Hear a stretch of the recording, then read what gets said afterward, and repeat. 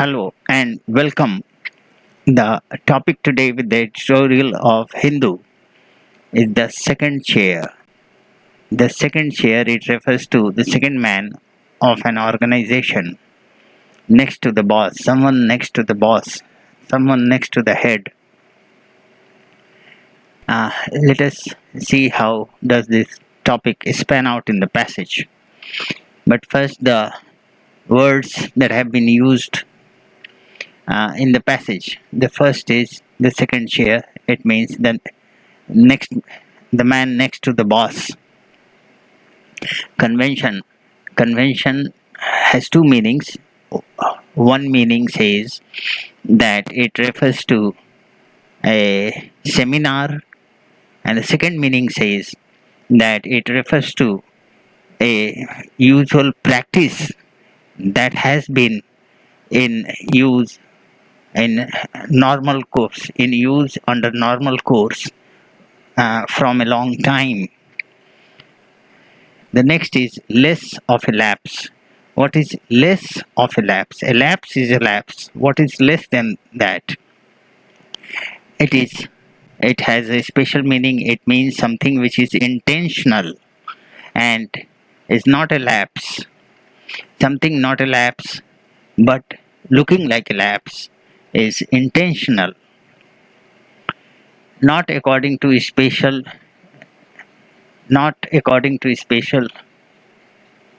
status to Andhra Pradesh. What does it mean? Not giving a special status to Andhra Pradesh. This is the meaning which is being carried out over here in this passage. To accord has a meaning. To support, to give, to be in line with something else, something supportive. Okay, erudite member. What is a member? As a member of or a parliament or of any organization. What is erudite? Erudite refers to that member who is familiar with the rules and regulations of that committee or organization.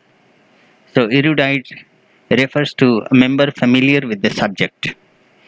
Okay, let us go ahead with the topic, with the passage. The second chair.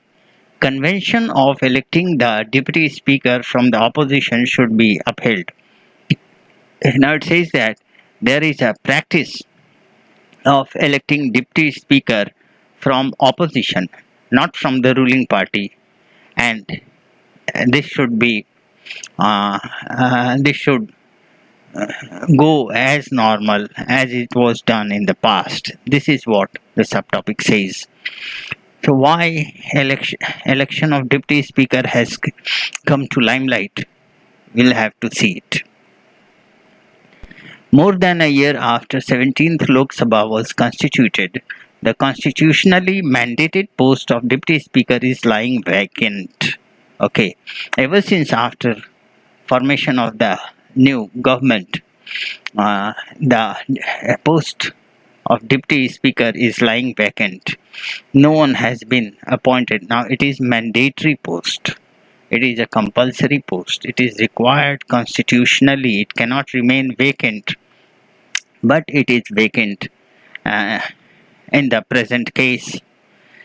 A deputy speaker is elected, and conventionally, the deputy speaker is elected from the opposition group. This unusual situation is in the spotlight as the monsoon session of Parliament begins on Monday, and the Rajya Sabha is scheduled to elect a deputy chairman. So the deputy chairman heads Rajya Sabha.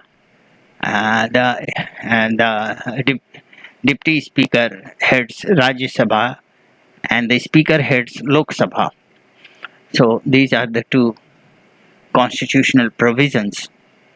The speaker is there and he is heading Lok Sabha, but there is no deputy speaker to to run the affairs of Rajya Sabha. So, this non-appointment of a deputy speaker is something unusual. This is not a usual situation. This is unusual. And when the monsoon session is to begin from Monday next, it is talking of next Monday, the election will be the first thing that will go there. The vacancy of deputy speaker appears to be less of a lapse and more a calculated delay by the ruling BJP. So the meaning is very clear. It is less of a lapse. This vacancy is less of it is more of a calculated delay. It is more of a kind of intention. The delay has been intentionally done. On September 9, the Congress leader in Lok Sabha, Adhir Ranjan Chaudhary, wrote to Speaker Om Birla to initiate the process by election or consensus. Now there is a reminder from Congress leader in the Lok Sabha. Each opposition party has a leader in Lok Sabha. Now this leader of Congress, Ranjan Chaudhary, reminded the speaker of conducting election or electing deputy speaker by consensus. Consensus is done by raising of hands. Mr. Chaudhary also recalled the convention of offering the post to opposition, and he made a special remark that there is a convention, there is an old practice to have this deputy speaker elected from the opposition group and not from the ruling party. Mr. Birla has been non-committal in his public comments on the issue, and the BJP has remained silent. Now this is something ostentatious. This is something non-transparent. What is non-transparent? It says that the speaker in his public comments has never committed to have this vacant post refilled, and the BJP also has remained silent over the election of a deputy speaker. These two things have prevented, or rather killed, the effort, if any, for getting deputy speaker in place. Soon after the 2019 general election, the government had made some effort to fill the position. So it says that after elections in 2019, the government had some efforts for getting a deputy speaker for Rajya Sabha. It had approached the YSR Congress, which reportedly turned it down since it would have been difficult to align their protest against the government for not awarding a special status to Andhra Pradesh with occupying the post. Now, how did the effort of government failed to fill the position is being explained over here. It says that the government approached YSR Congress and they refrained with the background that if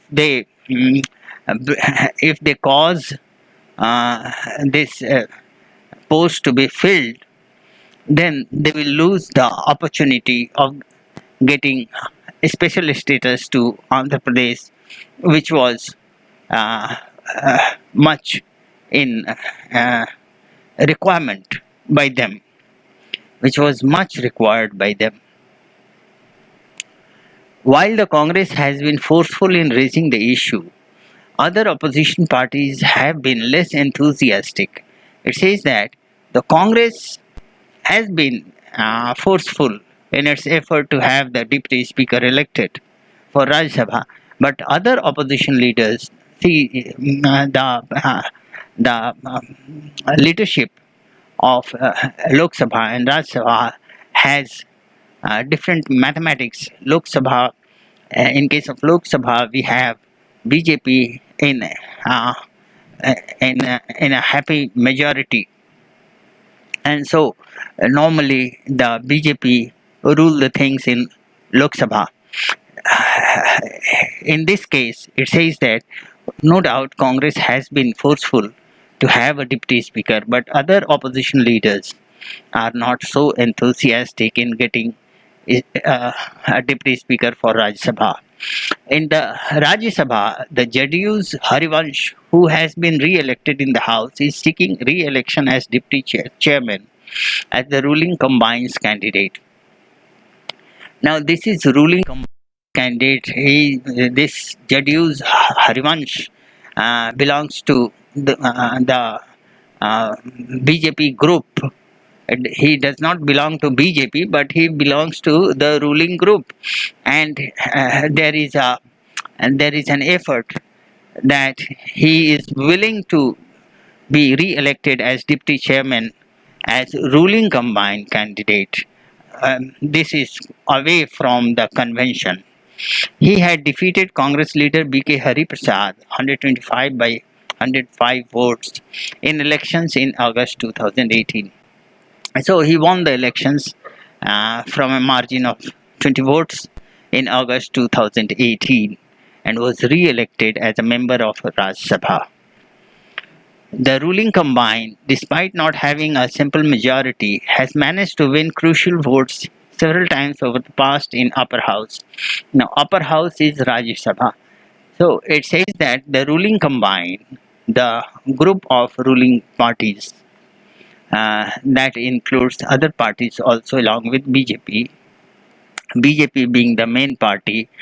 It says that they don't have, the ruling combined don't have simple majority over there in Rajya Sabha, but they have been able to manage on several occasions the crucial votes to have a bill passed or something like that. This time around, BJP leaders have claimed the support of 140 members for Mr. Harivansh. Now it says that for getting Mr. Harivansh re-elected as a member of Rajya Sabha, the BJP leaders had been able to mop up 140 votes, 140 members. The RJD's Manoj Jha, an erudite member in the opposition, is the joint candidate of 12 parties for the post. Now there is another member, Manoj Jha of RJD. He is in the knowledge of the affairs. He is quite knowledgeable member, and he belongs to the opposition group. Is also looking for the post, and he leads 12. He leads candidates of 12 opposition parties. There was confusion within the opposition ranks on whether this contest was worth it. So this is another issue. The whole of opposition are confused whether, if at all, the post of deputy speaker is important or has any worth over there. Several of their senior members are likely to skip the session, considering the risk of COVID-19 infection. More so, the discussions related to this issue get interrupted due to absence of senior leaders who skip the sessions as there is risk of COVID-19 infection. The BSP, which has remained a reluctant opposition party, is unlikely to be different in this time. Now, this is a way of speaking. It says that BSP was never enthusiastic on this affair, and this time again it will behave similarly. It will be unlikely to be different this time. So, the BJP has taken its overwhelming parliamentary majority as a jurisdiction for disregarding not only opposition but also parliamentary conventions. So BJP has so much of majority, it is overwhelming majority, that it is easy for him to disregard the whole of opposition as well as some of the parliamentary conventions. It is easy for it because it holds a good majority over there. Its refusal to engage the opposition in electing a deputy speaker is further eroding the common ground that India sorely requires to deal with the multitude of its current challenges. Now, whether to have a deputy speaker or not is an issue.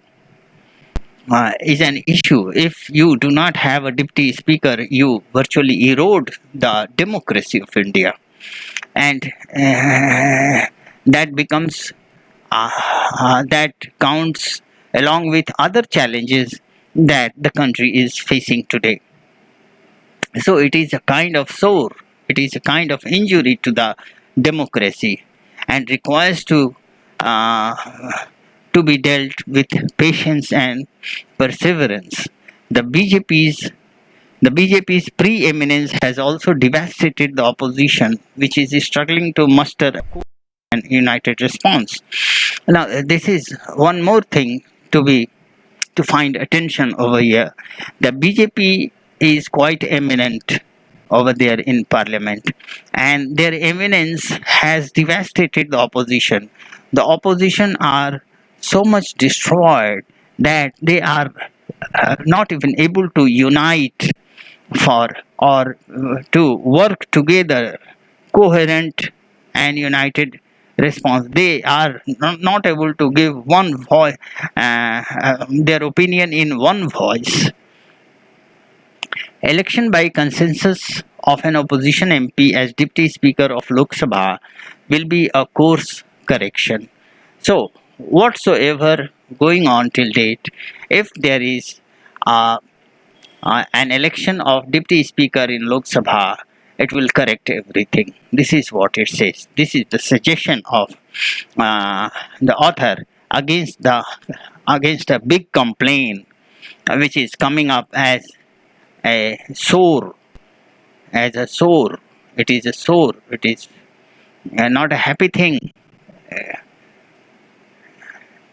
The government should be magnanimous and the opposition creative in dealing with this issue. So it says that the government, the ruling party, must have the larger view, must take care of the larger interest, and the opposition should work to creatively deal with the issue and uh,